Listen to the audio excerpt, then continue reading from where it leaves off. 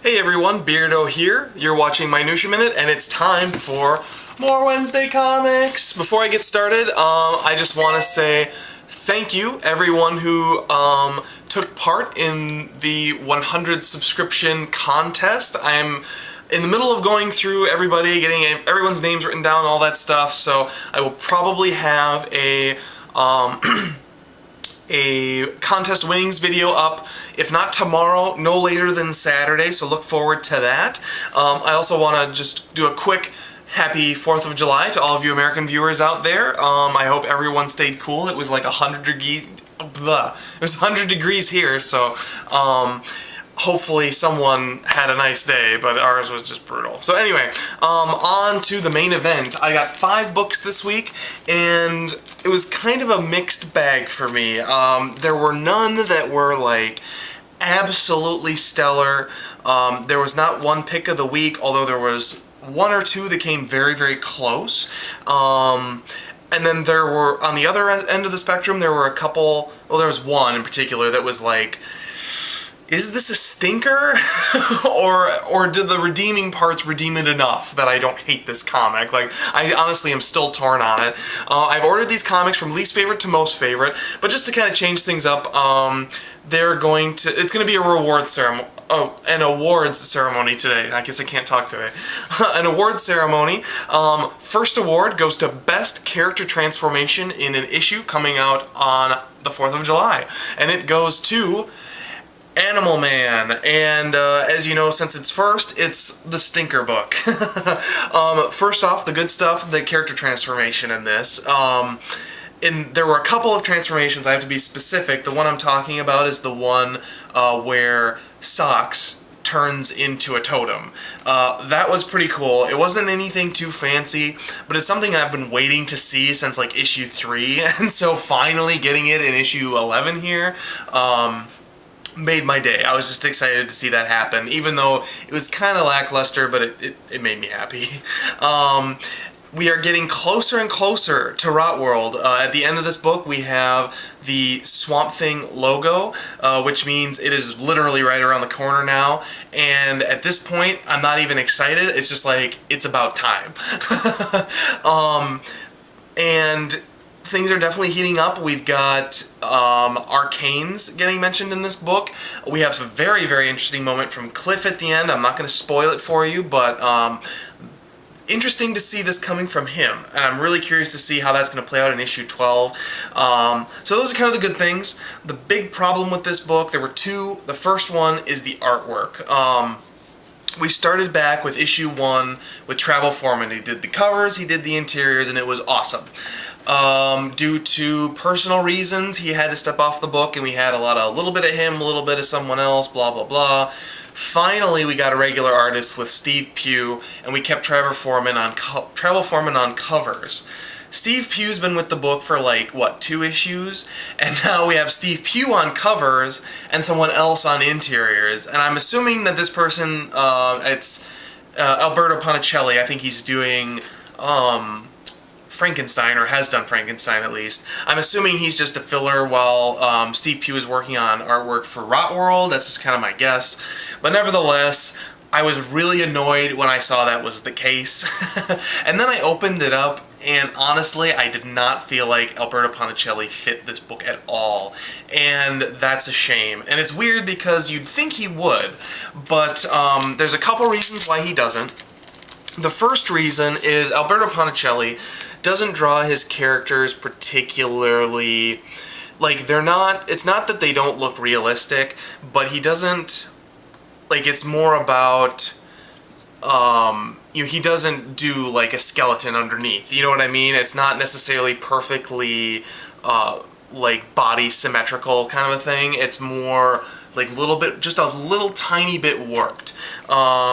Let me see if I can show you. And I mean, just you turn the page on the first page and it all looks fine, you know? But then you get Animal Man, and his the proportions of Animal Man and, you know, the other human characters just look a tiny bit off. It's not a ton, but it's just a little bit, and that's something I've noticed from his other work. It's just his style. So there's nothing wrong with that, but the problem is Animal Man is all about there's a lot of transformation that happens. So on the very next page, you get this image, and it's creepy enough, but the problem is when you have characters that don't quite look human to begin with, when you get to these scary moments where, the people of the green are literally digging in under his skin with their hands, it kind of takes away, you don't feel that attached to it because he didn't look that human to begin with. Whereas with Travel Foreman, his humans looked human, and when they, something weird happened to them, you felt it in your gut. It's like watching someone have surgery or something like that, where it's just really, it gives you this really primal gut reaction that really turns your stomach. And because Ponticelli is just a little bit stylized, and again, you can hardly see it, but I hope you know what I mean, where it's just, everything is just a tad off about his style that makes it not quite realistic, that when you get to these moments, you're just not as attached to them on a sort of primal level. Anyway, that was just my take on it. The other problem is, since he is a filler artist, there are some filler artist moments. And what I mean by that is, when you have someone like Travel Foreman, and I'm always going to come back to him because he was the perfect artist for this title, they put their heart and soul into it. They have a lot of opinions. They bring a lot to the project. So let me take you back here. Imagine Travel Foreman's doing this issue, and if you remember from last issue, Buddy Baker's getting a new body, and so he's gonna, re-transform in the red to have a new body. Now picture how Travel Foreman would do that. Just think about that for a second, and just picture it in your head. Okay, got it? Waiting. Alright, here we go. So picture Travel Foreman. Here's what you actually get, and this is a moment that I was really looking forward to, because it's this is gonna be some scary shit, right? Instead of this really crazy, really horrific transformation, you get 8 symmetrical panels across 2 pages. And on each page is a different creature. We get a little bug, we get a lizard down here, we get a bird. We get a bird, we get a beaver, and the whole thing is I'm turning into all these different things, and the idea is he's turning into more and more complex organisms, I guess, and then finally he turns into a chimp, and then he turns into Buddy Baker again. Now, it just strikes me as lazy, you know what I mean? It's instead of doing some crazy contortionist something, we just get these very simple panels where it's I'll just draw a different animal on every page and that'll represent Buddy Baker transforming. It just doesn't, it's just really, it rings really hollow to me. It rings to me as really uncreative. And plus it doesn't even necessarily make sense because you've got, in the last few panels, you have a modern bird, and you have a modern beaver, and you have a modern chimpanzee or whatever, and all of those things are sort of at the same, those are all from our time today. So if this is supposed to be some kind of evolutionary chain, he basically transformed into 3 species that are as they all are now amongst us humans. It just doesn't fit. I don't know, it just, these 2 pages really disappointed me and really brought the book down. So anyway, and other than that, the panels and the illustrations are generally serviceable. It just doesn't quite have that extra oomph, and so that was a bit disappointing.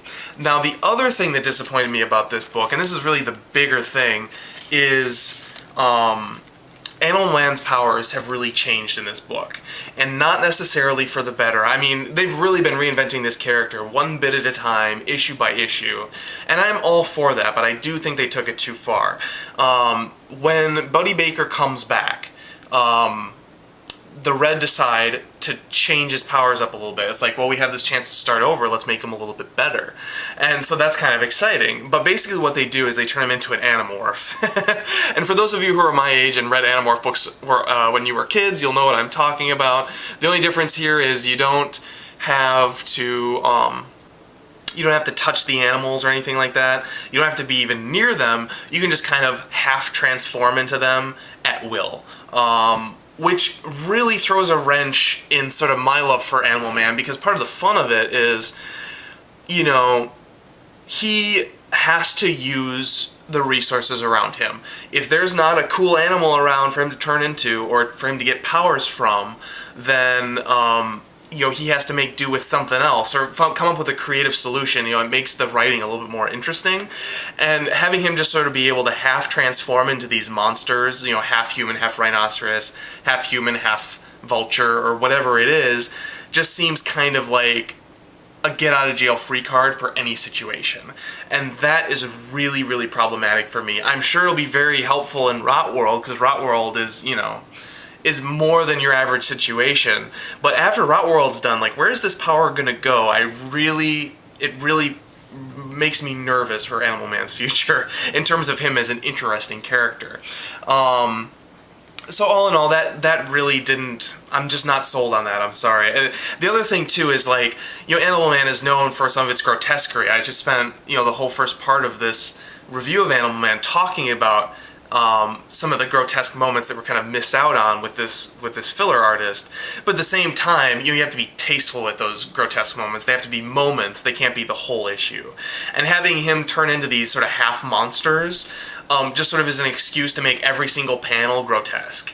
And that takes away, again, from the human aspect of Buddy Baker, which is what we all are attached to in Animal Man. So anyway, this book was a bit disappointing this week. It is leading into Rot World. There's some interesting hints thrown out there, but just some of the choices that Jeff Lemire made with the Animal Man and his new powers, and then just the way it was realized with the artwork really, really brought the book down. Still excited for Rot World, so we shall see. But after Rot World, I'm really wondering what's the future for Animal Man. So anyway, a little sad story for Animal Man today. I apologize, that's a little bit of a downer. Alright, next up, we have another semi-controversial issue, I think, this week. It's The Amazing Spider-Man, and we're on issue 689, my second issue. Now, on YouTube, there's been a little bit of back and forth between some of us about, like, well, is the Lizard... having the Lizard in this storyline, is this just a tie-in to the movie, or are people like me who think that just being cynical? And I'm more than willing to accept. I mean, I'm a pretty cynical guy, actually, like in my day-to-day life. So I'm more than willing to accept that maybe I'm just being cynical about it. But this issue, and I did see the movie yesterday, it really... It just is. It just is a movie tie-in. You've got, not only is the Lizard in it, but he transforms back into Connors, and he has, like, lizard thoughts in his head all the time, and sort of like a split personality kind of a thing, except, the Lizard's really the internal monologue, and then his voice is just the Lizard faking it.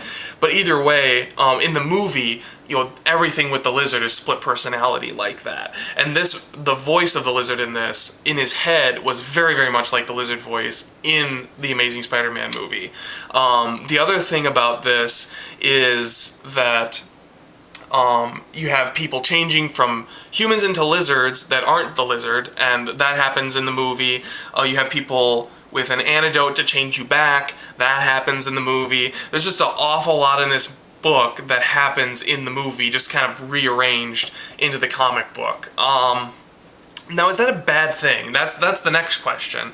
And I mean, if you want to do a Lizard story to coincide with the movie, if it's a great story, that's not necessarily a bad thing. Now, I will say that this isn't a great story, but it is kind of a useful story, and I know that, I mean, this is coming from a new reader's perspective, and I know that this has got to be frustrating for older readers who have been on this book forever, but this is actually a really good jumping on point, because, I mean, this book's called No Turning Back. There's clearly going to be some major upheavals towards the end of this story arc, and grounding those changes in a familiar setting, or in this case, in the movie's sort of setting. If you're a new reader, you can come onto this book, you can read this story, and you can know what's going on because you've seen the movie, and so the concepts in this book aren't unfamiliar, so you're not completely lost. And then sort of being eased into it like that, then you can throw those changes out and kind of get people on board with the way the book normally would be. And that's a good way to get new readers. So frankly, even though this isn't the strongest storyline, I think that for those of you older readers out there who don't really like this, just give it the story arc, see where it's headed, and I'm confident that, you know, the next Spider Island is, I'm sure, down the road somewhere. I mean, it always is. There's always another great story to be told out there.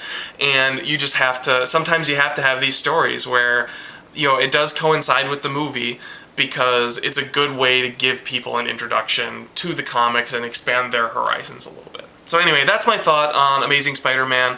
Not the best issue, but I'm not against it. I don't think it's evil or anything like that. So there you go. All right. And by the way, this received the award for best title that shares a title with a movie out this week, because I didn't know what other award to give it. All right. Now, best title that features the Rot. Now, we've seen Animal Man. What you may or may not realize is Swamp Man didn't come out this week. What? So in that case, what could be the book that has the best appearance from the Rot? Well, let me tell you. It was Earth 2! Who would have thought that Earth 2 would have an appearance from the Rot in issue 3? I had no idea. And it was awesome. This book, I would love to give this book pick of the week, but I can't because, you know, there's a lot of world building going on here. It's kind of getting the Flash treatment in the sense that, like, there's a lot of different villains being set up here, but none of them are paying off. So you don't know where the book is headed yet. It's all very disjointed, and it's unfair, you know, to give a book that has a really good, solid story, you know, not pick of the week, and then give a book that has really no clear direction yet, pick of the week. So it's not pick of the week for that reason, but it was a fantastic read. If you're already reading this, congratulations. And if you're not, go check this out. This particular book, at the end of the last issue we had Alan Scott and his boyfriend. He proposes to him. It's really cheesy, it's really over the top, it's really obnoxious in my opinion. Not because they're gay, because it's just fake. It just doesn't ring true at all. We have them go over a bridge on a train, and they are presumably gonna die. Now, no big surprise, his boyfriend dies. Go figure. The guy that, you know, he's blindly in love with and is obviously, you know, has a big giant shirt that says "Victim Here" on it. Just go figure, he dies. No big surprise there. But obviously Alan Scott survives, and he gets the power of the Green.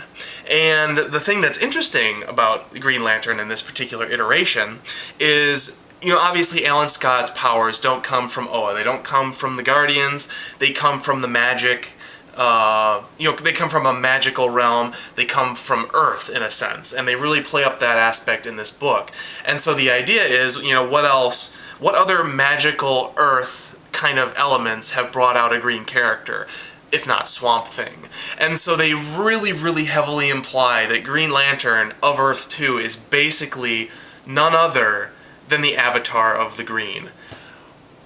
What? Like, that was just so mind-blowing. I thought that was so cool. Absolutely, absolutely, absolutely recommend this book for a pickup, just for that reason. So we do get a little bit of appearance from the Gray, which is very clearly tied to the Rot of our traditional DC universe, and it was fantastic. It was just a mind-blowing read.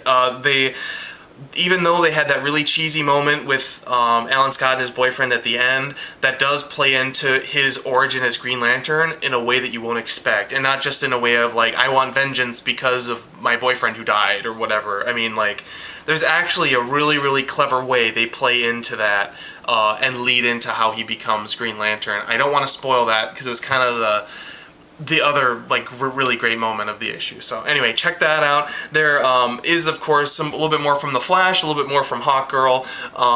They were more or less just paid lip service, in my opinion, compared with the treatment that Green Lantern got in this. So anyway, go get this book. If you're not reading it, check it out. It's really good. Okay, penultimate issue of the week is an issue that I always really enjoy. It's an anthology of just a few different stories every time, and this particular issue gets excuse me, this is a hard one to give an award because it does have a bunch of different stories. So I'm going to give it the Most Exciting Ad Award, and you'll see why at the end. I'm not going to talk about the ad till the end, but here you go. It's Rocketeer Adventures 2, issue number 4. Now, this particular issue, we get, again, 3 stories, all of which were pretty entertaining. The middle one always seems to be the best one. Last time, Kyle Baker, I think, is the one who had the middle story last time, and it was just phenomenal. This one, the middle story, goes to David. It was written by David Mandel, art and colors by Jay Bone. That story was fantastic. It's called Cliff Secord, Warlord of Blargon. And basically in that story, we have Cliff Secord, who is on his way to visit Betty when he's struck by lightning.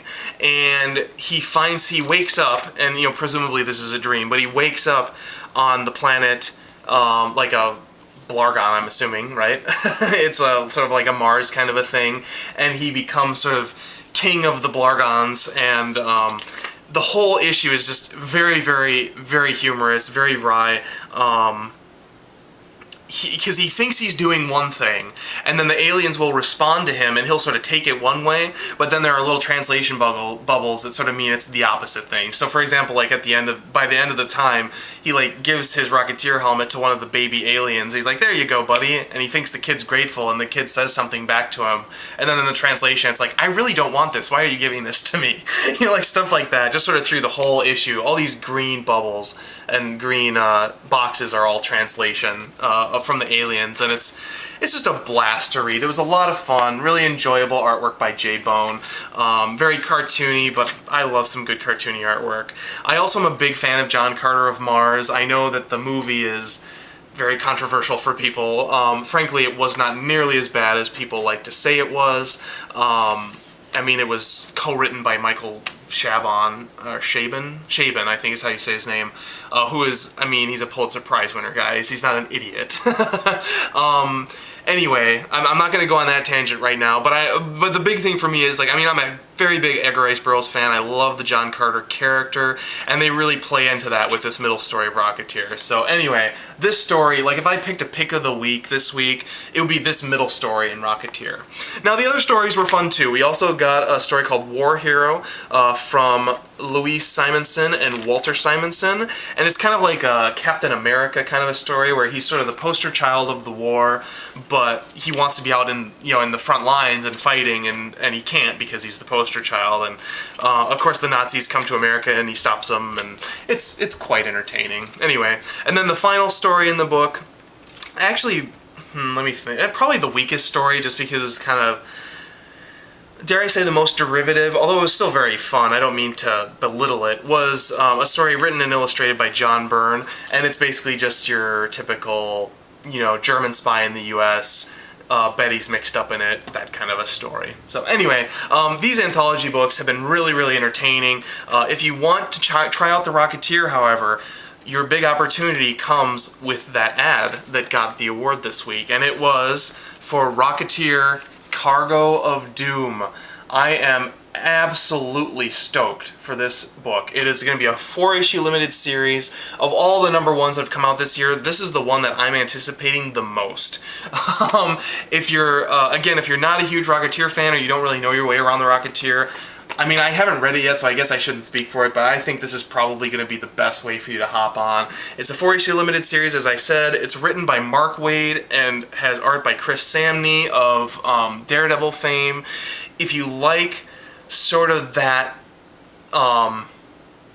style of storytelling that you get in Daredevil, I think that's really going to fit the Rocketeer very, very nicely, and I think that you can't go wrong. So if you didn't check out these anthologies, check out Rocketeer Cargo of Doom. It's going to be fantastic. I'm absolutely stoked.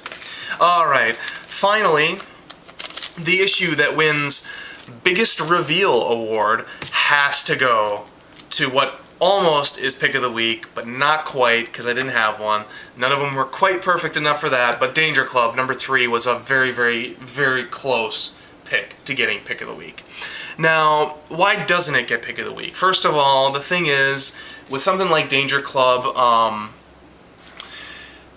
we're on issue 3, and you get a reveal in this that, and the whole concept is, you know, all the adult superheroes are in space and lost for potentially forever, and the kids are left to fend for themselves, and it's all about them.